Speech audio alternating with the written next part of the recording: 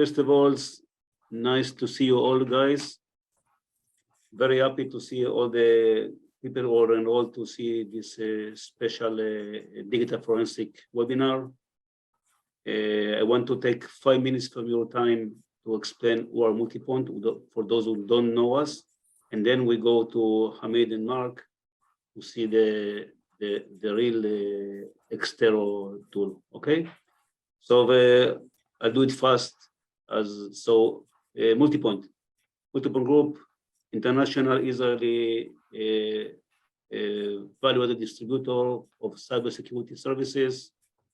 We sell and resell different cybersecurity solutions all over the globe.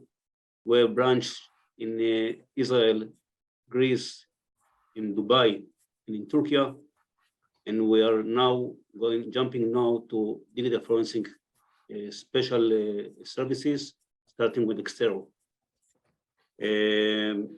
We have now 18 people working in our team. We have a strong part of the employees are high-level professional services experts.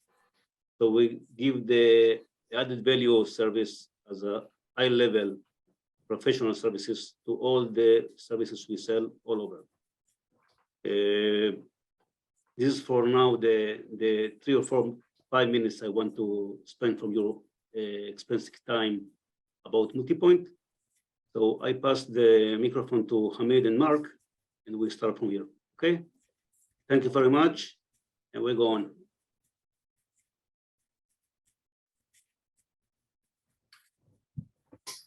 Excellent. Well, thank you for that introduction. We're just going to bring up our slides, and once we've got those up and running, I'll start talking you through.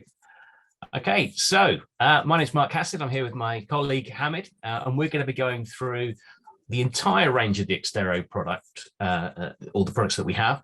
We'll be concentrating on a few, but firstly, what I want to do is just give you an overview of what our product range is. So Hamid, if I can get the next slide. Wonderful. So when we refer to our products, we will often refer to them as the Exterro platform. And that's because they are all coming under one umbrella, one system, whereby you'll have access to all of these features, you know, on one desktop through a web interface.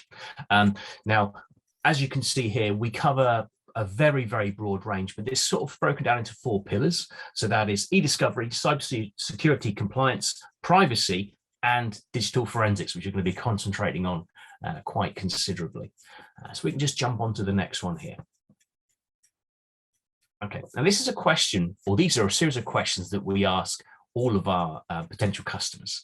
Do you know where all your data is stored? Do you know who owns that data? Do you know what regulations govern that data? Which third parties who you work with have access to that data? And can you quickly and easily respond to requests for that information in the form of like DSARs, e-discovery, and everything like that? Now, the last one I've got here is, can you forensically prove the integrity of your data throughout all processes? Now, that was our old terminology we used to use, but now that expands to not only can you prove the integrity of your data throughout any process, be it an e-discovery process, a legal hold, or anything like that, you can now forensically interrogate your data. You can do your own internal forensic review using Exterro software. Now, I'm going to hand over to my colleague Hamid in a minute. He's going to go through that, and I shall remain quiet during that time. Over to you, Hamid. Thanks very much. Thank you so much, Mark. Hello, everybody. My name is Hamid, and I'm a technical engineer at Exterro. And today I will talk about FTK product suite. Here we have an Exterro, and then I'll focus on FTK Central. And I will walk you through the main features and the functionalities that we have in FTK Central. So let's get started. So under digital forensics product portfolio, we have 4 main products. As you can see on the screen, the main one, the core one, let's say, is FTK. We call it FTK standalone. You can see on the left, which is a full featured forensic investigation solution for dead box analysis. This is designed to be used by a single user and it covers like PC, laptops, mobile images, and it can process all of the data in a single platform. But then we have FTK Lab, the second product, as you can see. FTK Lab, unlike FTK standalone, is a collaborative environment, it is designed to be used by multiple users. So different users can log in at the same time and work on single case or different cases collaboratively. And this is also a scalable product. It means that you can increase the processing power later on if needed. And also you can install different components on different servers, which brings even more power and resources to the platform. You will have like centralized case and task management in FTK Lab so that you can assign cases to different users. And also you can assign tasks to users and you can track the task and the progress. Then we have FTK Enterprise. FTK Enterprise brings another feature. So FTK Enterprise has almost all the features of FTK Lab, plus it is capable of remotely collecting data using agents or through connectors and from the cloud data sources like Gmail Suite, like SharePoint, OneDrive, etc.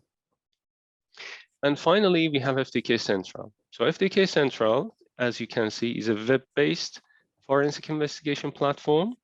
Feature-wise, it's quite similar to FTK Enterprise. It means that it has all the features that FTK Enterprise has, plus it has a workflow automation feature, which I'll talk about that in a few minutes. Okay, so let's go back to the FTK and start from the beginning again. This is FTK standalone. And as you can see, it is meant to be installed on a single machine. It can be a laptop or a desktop, and it is designed to be used by a single user. Okay, it has its own database inside it. It has its own storage server. It has its own processing engine. And also it might have some additional features like a known file filter, which is a feature to identify files based on their hash values. And also if this is an isolated environment, like it's not connected to the internet, then it can have its own static map data. Okay.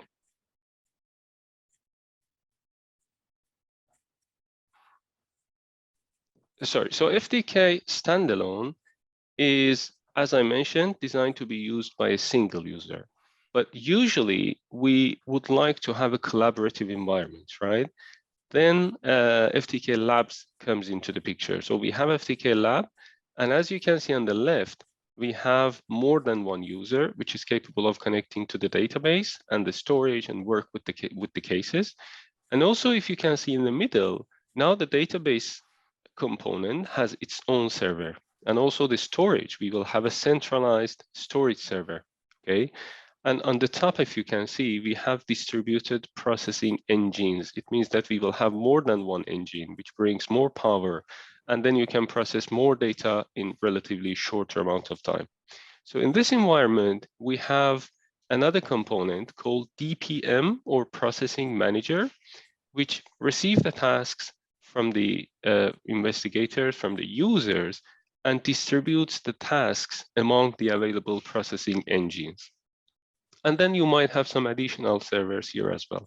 Like, as I mentioned, offline map server, offline translation server to translate different languages to different languages without sending the data to the internet, and also known file filter.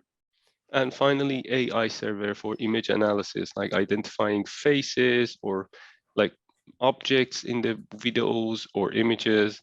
So you can deploy some optional servers here, as you can see on the right, and you can make use of those servers as well. Okay, so this is FTK Lab.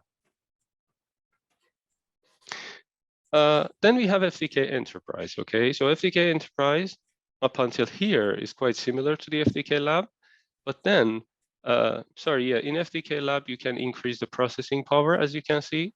So if your requirements increases, you can add new processing engines to the environment. And then In FTK Enterprise, as you can see, we have a so-called site server component. You can see in the middle, this is capable of connecting to cloud environments and collect data remotely from cloud resources like Office 365, SharePoint, Microsoft Teams, Google Workspace, Slack, etc. And then again, it can collect from agents. Okay, so you can deploy agents like to Windows, Linux, and Mac boxes, and then you can collect data remotely from those machines. You can acquire like disk space, specific files if you're looking, or even you can have like live preview of the machines remotely. And you might have some remote offices as well. Like you have 5 different offices in different cities, so you can deploy 5 different child site servers into different locations, and then again you can collect remotely from those locations too. And finally, if the users are roaming, like the users who are traveling, who are working from home, or even maybe sitting at a cafe or airport, you are still capable of collecting from off-network clients as well. Okay, and finally we have FTK Central. In FTK Central, we don't have the core thick application, which is usually being installed on the client machine. So you do not need to have the application to be installed on the client machine. But then we have a web server which serves the client through a web access and a browser. Okay, and we can secure this communication through a firewall, so it makes it even easier for everyone to access the platform without installing any application, just through a browser.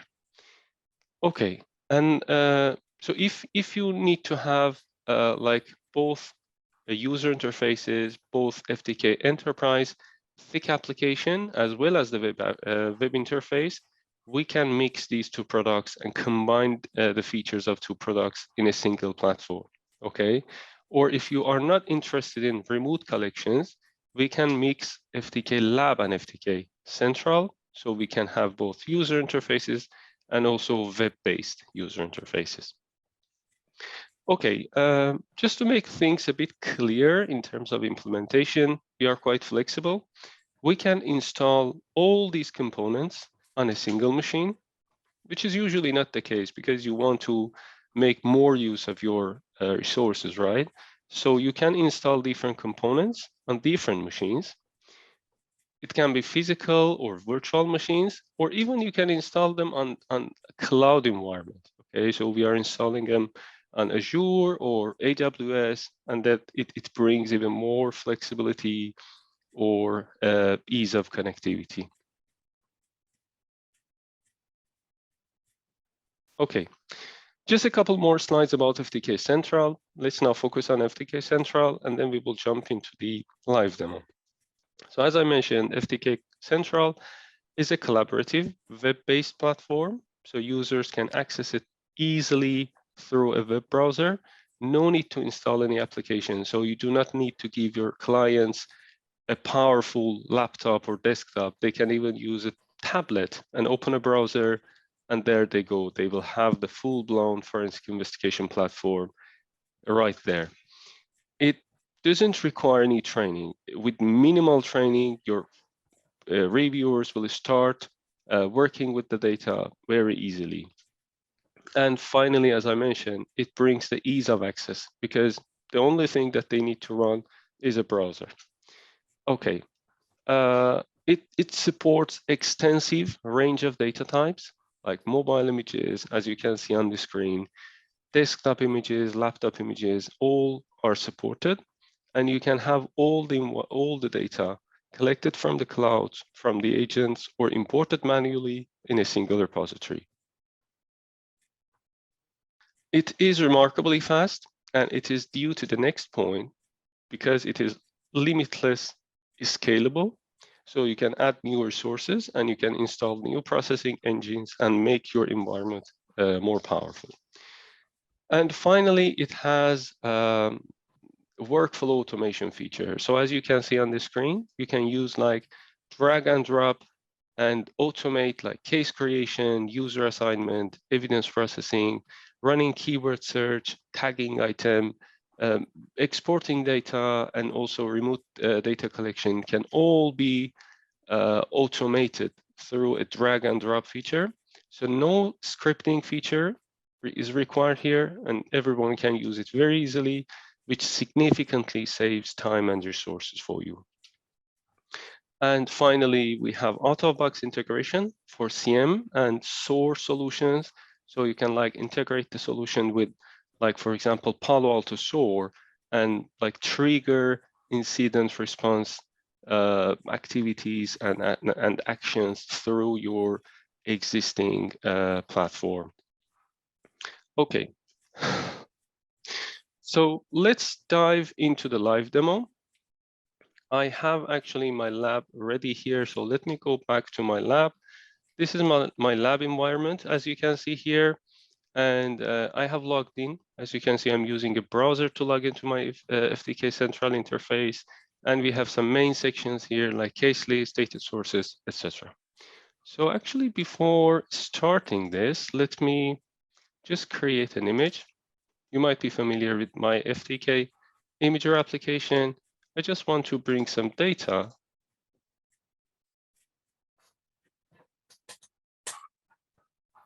that I might need to use, and I want to create a logical image. And I will add my logical image here to FTK folder, evidence, connecting cake, and let me create a folder. I will call it so Goodman, and this will be my image here. Okay, so while this is running in the backend, this is the folder, as you can see. I will minimize this here, and we might get back to this later in this call. Okay, so I just decided to separate different functionalities and phases that you might have in forensic investigation workflow so that we can discuss one at a time. So let's start with case creation and user assignment. Okay, we have a case list here in FTK Central. If I click on this, you will see my cases. And then if you want to create a new case, it's very simple. So just click on create new case. Let's put a name here like demo case. And then you can decide what you are going to do with the case. I'm not going to add or process evidence. I'm just going to assign some users to this case. So let's click on save and next. And it's going to create a new case shortly. The case is right now created, and then you can assign users or groups into this case. I'm like going to assign this case to George and Sam, and I am submitting this, so I will have my demo case ready there. Okay. Once you have assigned some users, you might want to define different levels of access to a case. Okay, so you can click on assign case roles, and for George, I'm going like to assign only a case reviewer role, while I'm going to assign, like, for example, case administrator role to Sam. Okay, so right now they both will have access to the case, but with different privileges. If you go to the system setting and user permission mappings, you can create your custom permission mapping here. Okay, so you can granularly define which user will have what access to which case. Okay, like I can say that, okay, the user will be able to see like the grid view, see the like native, see the text, but won't be able to see, for example, edit documents.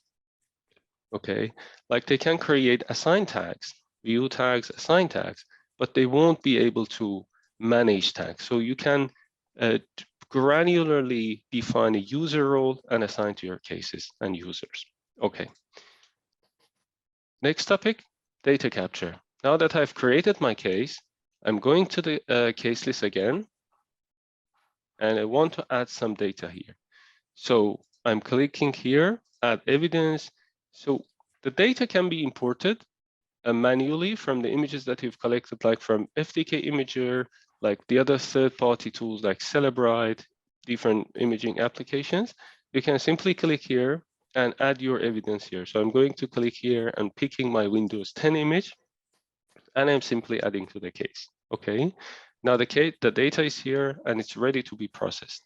Or you can simply go to the data sources, and here we have different data sources to collect from. So you can remotely collect data directly into the cases without really downloading the data from cloud and importing it manually.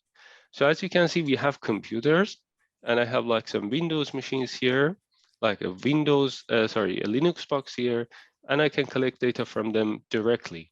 Or we support network shares, or different platforms like cloud platforms, Gmail, Microsoft Teams. And the only thing that you need to add here is an API connector. As you can see, it's very simple.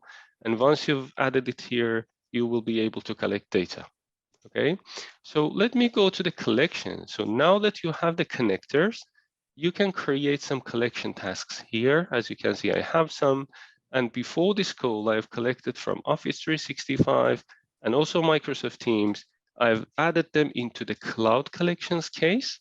And I just want to show you the results, what the results are. If I click here, I will be taken into the case, and then you will see the data collected from the cloud platform, ready to be processed, reviewed. Okay, everything is there. Next phase is data processing. Okay, now that I've added the data there, I'm going back to the case list again, and now I can start processing data. Okay, so you can pick one of these processing profiles that comes out of box, or you can create your own processing profiles, or you can simply customize it and pick what kind of processing actions you want to take place on that specific data. According to the data type, like if this is a mobile image, you might want to like extract some messaging application, like so you can pick this one, Exterro mobile parser. Okay, if this is an Android backup, you can simply pick this one. Or if this is a Windows image, you might want to extract some event logs from the Windows operating system. Okay, so we have lots of different options here. I'm not going to explain all of them, but just to give you an idea about what kind of features you have and what kind of actions you can take. Like we can generate, for example, text index for fast search within the data. You can generate like graphics, thumbnails, video thumbnails. You can extract EXIF information, which is the geolocation information. You can do data carve, meta carve. You can run OCR. You can do like language identification, language translation, etc. You can also refine your data. Like if you are interested in any specific data type or any specific date range, so you can filter out some data out, so you don't need to process and waste your processing time on case processing, okay? And finally, you can save this processing profile as like demo profile, and then you can come back later and pick it from the list down here, so you can easily use the available processing profiles. Now that we have collected and sorry.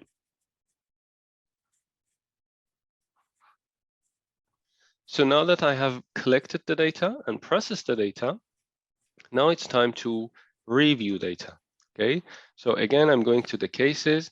I will click on one of these cases that I have here, like forensic investigation, and I go to the review mode and I will start reviewing data. Okay, so if you click on the case name, it will take you to the review platform that I have here. FTK will create a classic dashboard for you automatically and will give you an idea about the contents of the data. So for example, you can see what kind of images you have imported and processed in this case, okay?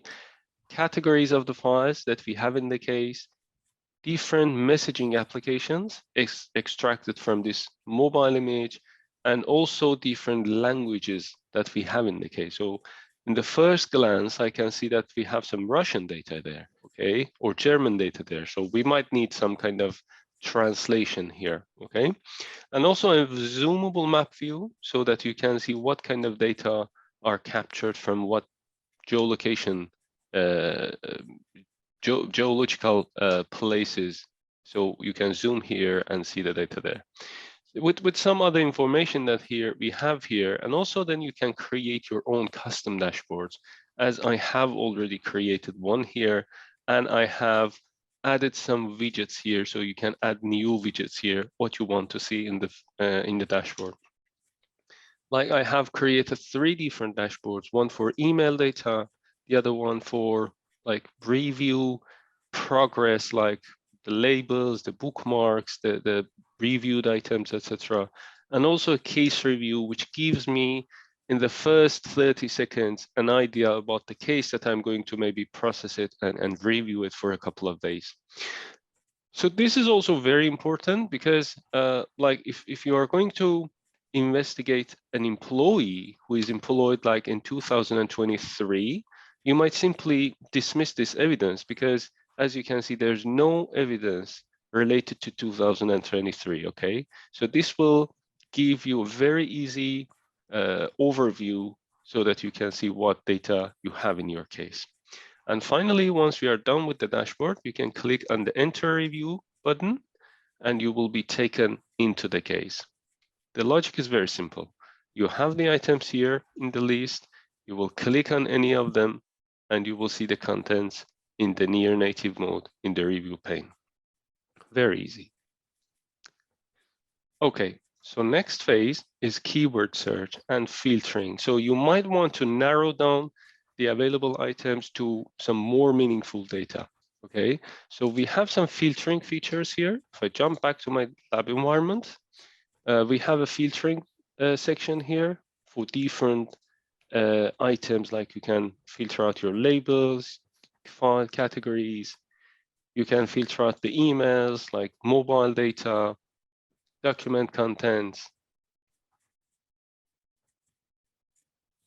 data and mobile applications, as you can see here, geolocation information, file attributes, which is very detailed filter. So you can simply click on any of them and the data will be filtered. You can create compound filters, etc. Or you can simply start searching for something, okay? For example, if I write driving license, okay, and press enter, the data will be searched for me and filtered out, and then I can see the results there in simply just seconds. You might have like terabytes of data, but this is fetching from an index search, so it will be very fast. Okay, let me clear this search. We have also an advanced search feature. So you can come here like and write A or B, for example, okay? And then define some options here to search like in synonyms, apply some fuzziness here, or search within any specific field that you have. Also, you can save this for a later time. I have some saved searches here, like for example, HR keywords, like hacking keywords, narcotics. And if you click on any of them, it will set the options for you. It will paste the list here for you. And the only thing that you need to do is click on search and you will have the data there. Or like for HR, we have a long list that I have saved before, so you can use it easily. You can also use a so-called search term report or STR, which will be able to find the items for you and then label the items for you. And it's going to generate a spreadsheet that and will tell you that I found this amount of data and I've labeled these data for you, so you can use it very easily in your cases. Okay, what's next? So we have data tagging. Now that you have found your items and now that you have filtered out your data, you might want to label the data. Okay, and we have labels and bookmarks that you can use for labeling the items. You can use like bulk labeling or bulk like bookmarking if you want. You can select multiple items and then you can bulk bookmark or bulk label the items here.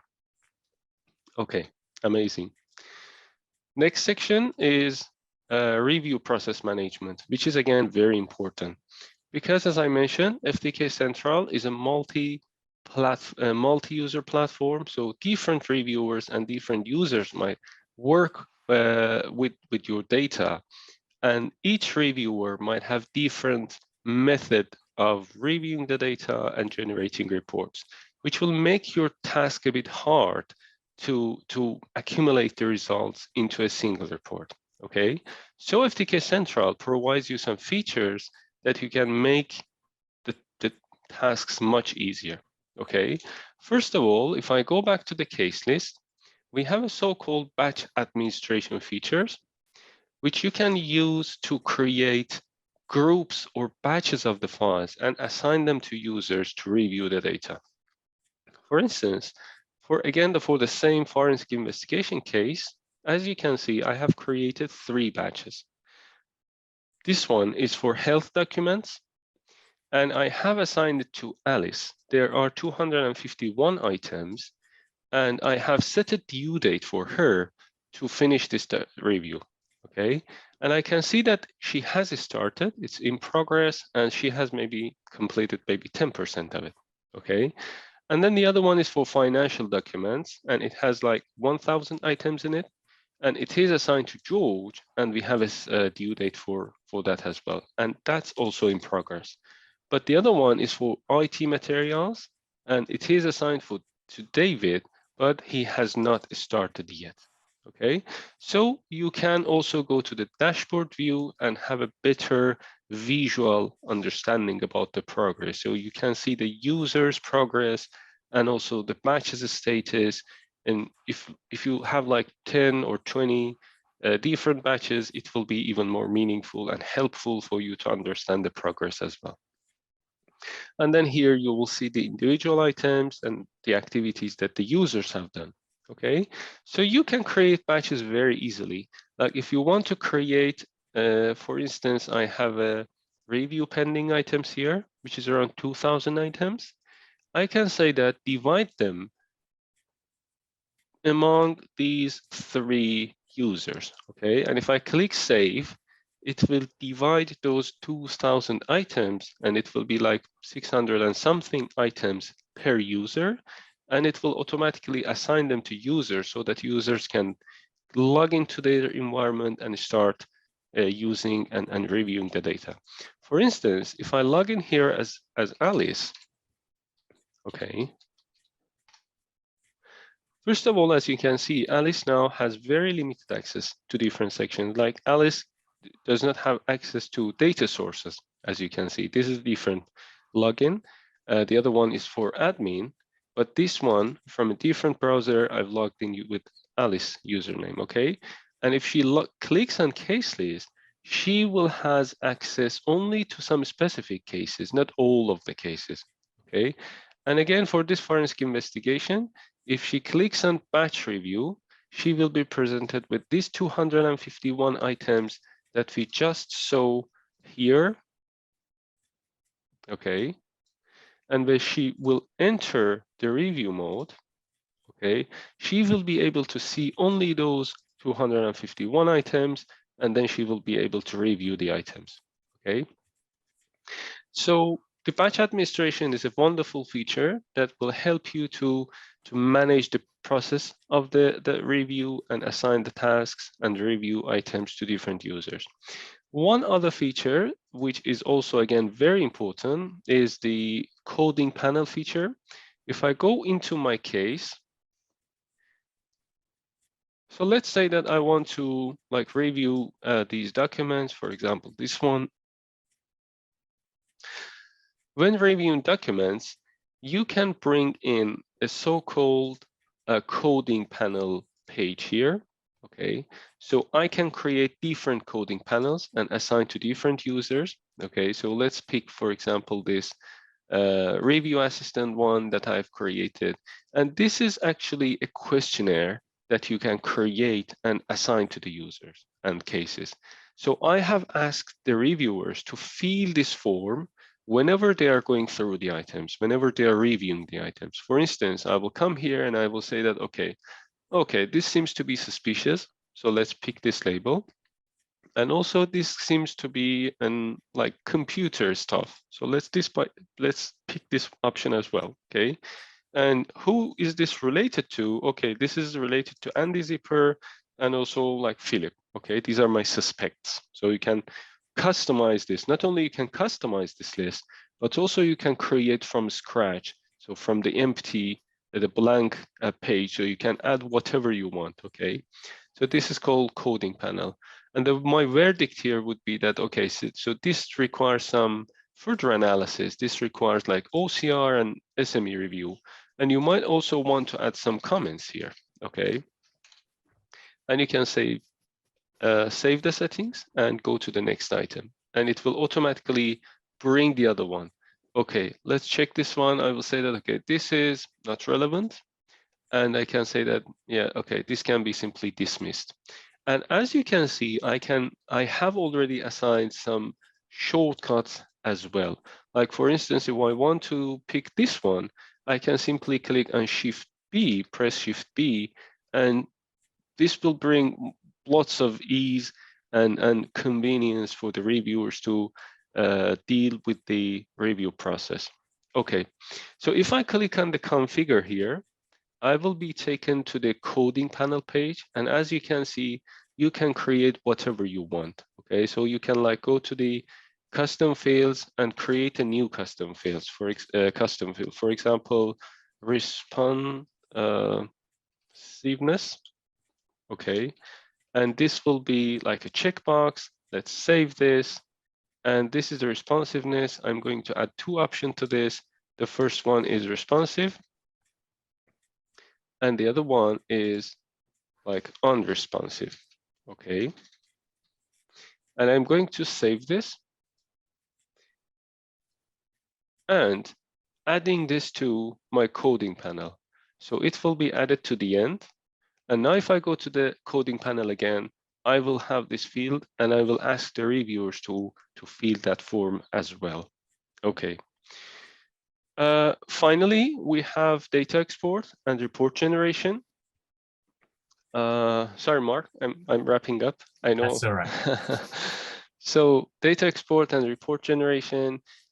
So I'm not going to explain this much, but we have a very nice features for report generation. We can generate different formats and different types can be included in reports. So you can simply click here, like for example, detailed report, and add whatever you want. Like you can add tables of content, case summary, you can embed the items inside it. And also you can pick what kind of data you would like exactly to be shown in your report, okay? And also for export, if you want like to export data and import to a third-party tool, for instance, we have the export feature, so you can export like load files, native items, and also we have like some specific data export, like for example, for relativity, if you want to export to relativity, we have a ready-made export option for that as well. Okay, so I am almost done. So we've covered all these options, but the last point I want to show you is, let me go back to my environment. If you remember, at the beginning, I created a Saul Goodman folder here, but as you can see, this is not here anymore because we have automation in FTK Central, okay? So now this Saul Goodman folder is moved here into process folder because FTK Central has grabbed it, processed it, and created a new case and made it available for me to review. So while we were talking, I was talking to you and we were enjoying seeing the FTK Central features. FTK Central using the automation was doing all this job for me. So if I go to the case list once again, now I have a new case created by FTK Central. And as you can see, if I click here, if all of the data are now imported here, processed, and also, as you can see, we have some labels here as well now. So it has searched for my keyword list that I have provided, and it has labeled the data for me. For example, this is a financial document, okay, because it has run the search and it has labeled the data for me. Now I can simply go to the filter, apply the filter, and I can pick like, okay, like search only the financial documents for me. And there you go, you have the data ready there.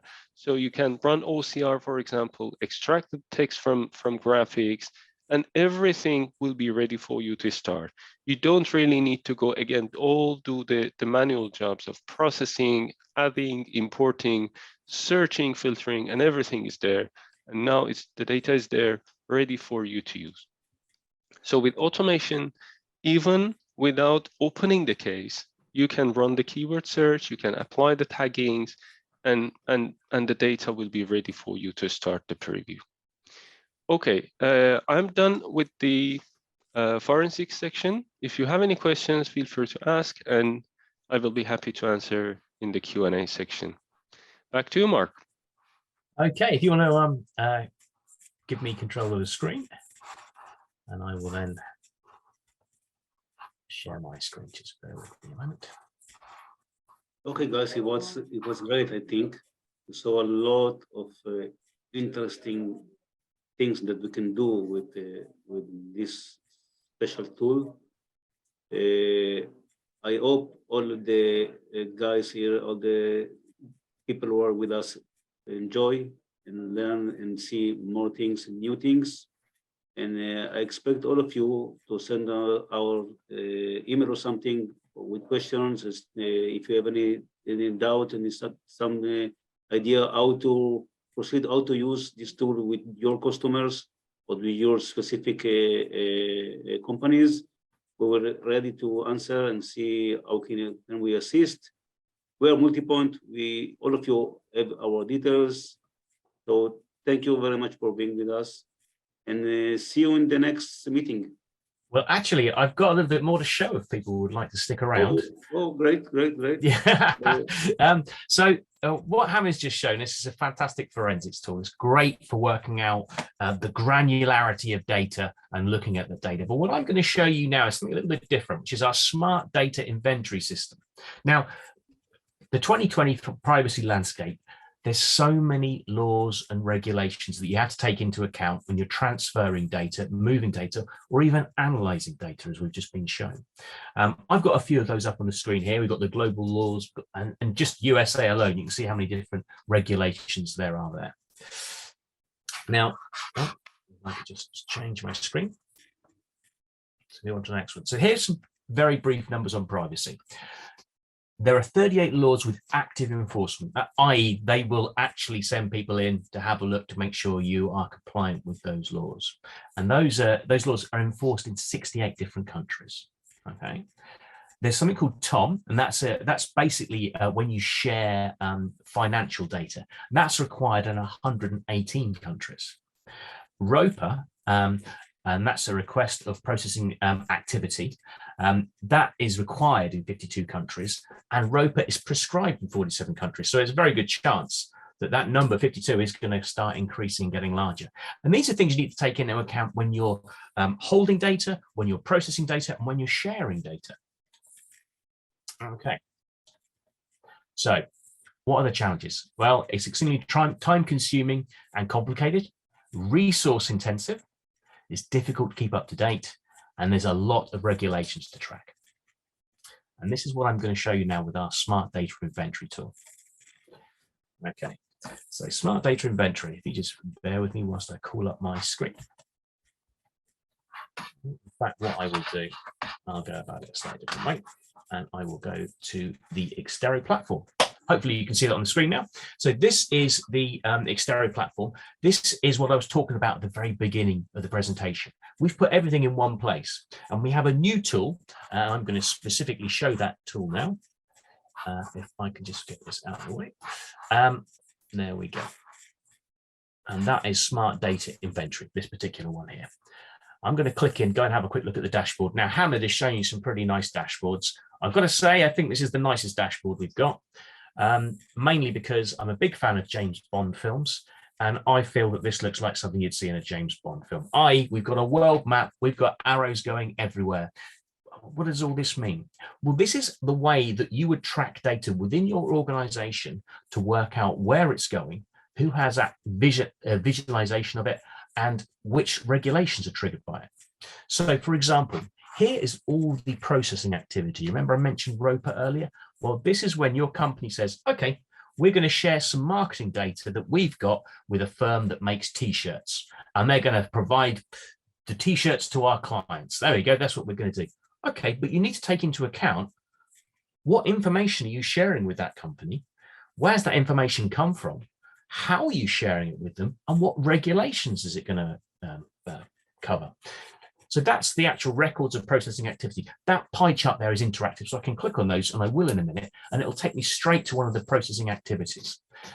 Then next to it here, we've got this bar graph, and that bar graph is showing us which regulations our company is currently using, or is currently not in breach of, but has to be aware of, because the data that we're sharing is flagging these up as potential concerns.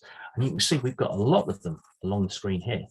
And also, these are the countries where that information is being shared to and from. Now, you might not think that your data is going to those countries. You might say, well, I'm just sending emails. I'm just sharing data on our Google Drive with one of our friends, one of our good client friends. That's no problem there. Yeah, but that data is probably going to be funneled somewhere else. So you need to take that into account as well. So let me click on one of these here. And this takes us through to our record of processing activity, our ROPA processing data. Now, I'm going to click on one here. This is a very basic one that I put together. The idea being this is the way that my company would share client and potential client information to get car insurance. Okay, I'm going to get some car insurance. I'm going to provide data to a car insurance company. Okay, well, how am I going to do that? So I've got details of the actual work I'm going to be doing here. And I've got, I don't know, click here. Let's have a look at which applications I'm using. So I've got 3 applications here. I've got a company called HireRight. They're the ones that I'm providing information to. I'm also using Google Workspace as well. And as you can see already, our software has brought up where the information is going to California, United States. There we go, got the details there. Data subjects. Well, what are we sharing? Well, we're sharing this information from current employees and former employees. What is the purpose of processing? In this case, it's the employee directory.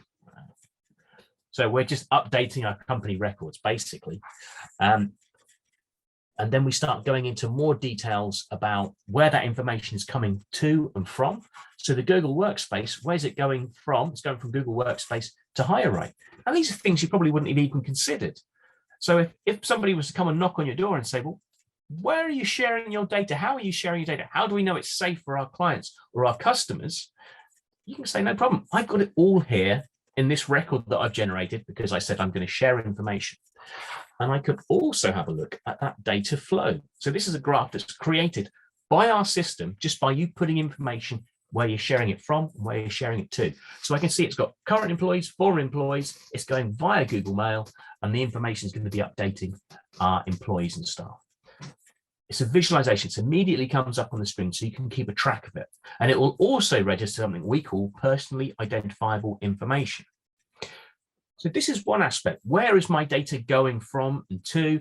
Who has access to it? Which third parties are sharing it?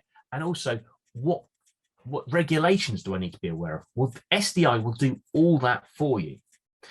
But there's a little bit more. And I'm going to show you that by going through to my Exterro platform. So as I said, we've got a platform. We cover lots of different aspects of it. Legal hold, in-place preservation, employee change monitor. These are things that you might think, doesn't really register with me. It's not really of importance to me, but I'm going to show you review. Now, Hamid touched upon review and he went into great detail. I'm going to keep it quite light, but I'm going to show you a tool that is kind of linked to SDI, and that is our Smart Breach Review. Now, it's a standard breach, it's a standard review tool, but Smart Breach, what does that mean? Well, this is like, and I've got some examples up on the screen here. Hypothetically, if you lost data or you were sharing data with a third party, let's say, for example, as we've had a quick look at an SDI, and you were to get an email come back or a phone call from that company saying, oh, something bad's happened, we got hacked, or we lost some data. You say, no problem. Okay, let me have a look. What data did you lose? Is it something we've sent you? Okay, we're going to review that data ourselves and work out what information has been lost. Now, we can do it as a review because you're looking into legal aspects. Maybe you're doing a criminal investigation, some internal HR stuff. You can do all that here as well. But what Smart Breach allows us to do is go in and have a look at firstly, the information regarding the case itself. We can batch it up, just as Hamid has shown us before, so we can create batches. I can also do create my own coding panel. It's just as customizable. We can add all those components there. And I can also have a look at, actually, I'm going to go back to the review here. I'm going to go and have a look at breach number 1. And I can have a look at the dashboard here. So the dashboard is showing me the total number of documents, how many have been reviewed, all this sort of information, just as Hamid was showing us with the previous one. But what this one is also doing, because it's to deal with the threat, the potential that we've lost information, it's also identifying what we call personally identifiable information. It's saying, this information you've given me is flagging up all this information for me here, all this PII, city, country, gender, nationality, organization. Maybe that's stuff that's not so sensitive, but it's also got person's name, street, addresses, email, US passports. Oh, crikey, there's lots of personally identifiable information there. And I can click on this dashboard and it will tell me of that information that we've ingested into the system. What is it? Well, there's lots of personal details like people's names, email addresses, the organizations, data. So already it's flagged up. There's potentially embarrassing information that your company, that third party you're dealing with, has lost. Well, let's go and have a look and see what information that would be. So I'm going to go into this one here, lost pen drive, and let's have a look at these files here. Give it a sec to wake up. There we go. So these are this is all the data that was lost. We're going to say it's a pen drive, but this is what's been lost. So we can go in and start having a look at what that information is. Oh, for some reason it's not. There we go. I'm going to go in here and have a look. So it's an email. And just as Hamid showed us, we could go through and we can have a coding panel, we can have a team go through all this lost data to work out what it is, to see if it's of importance to us. So what is the data? Is it responsive, non-responsive, etc.? But if you look down the left-hand column, we've got all this data here. What's this? I can click on these. What are these? Well, this is all the personally identifiable information our system has determined is in this email. So it's flagged all this up. Now, this is information that's been lost. Email addresses. Well, there might be something that really isn't as bad as your third party thought it was. Well, it's email information. Well, that's freely available. Maybe that's not so important. We've lost a telephone number there as well. Okay, but maybe that's the company email address. You can actually go in and do a review of all that information and work out just how serious it is. I mean, we've seen when people like Yahoo or one of the really big companies loses data and they just do a press release to say, oh, we've lost company information, please change your passwords, because there's too many people for them to actually contact and work out what's been lost. Whereas with this tool, you could just say, listen, we've lost some data. It's just your company email, but we wanted to make you aware. So you might be getting some weird emails coming in. Well, who doesn't get weird emails these days? So that's the smart smart breach review tool. It's a review tool. We also do review in a very similar format as well, but I wanted to show you with the PII tags that kind of tracks back to SDI. This is information that you want to keep secure and you want to know what the governance of that information is. But also with our tool, you can identify what data that is within a lost pen drive or something like that. I hope that's been of help. I'll end it there. If there's any questions, please let us know, and I'll hand over back to Multipoint. And thank you very much for allowing us time to come and demonstrate our products. Okay, Mark, thank you very, very much for the extension of the short meeting before. No problem. And thank you, Hamid, for your explanations. My pleasure. Again, it's a very, very interesting tool. We hope that we start to promote it and resell it and push in all over in our areas. And thank you very much to all of you for being with us, and see you in next Multipoint webinars. Bye-bye. Thank you very much. Thank you. Bye.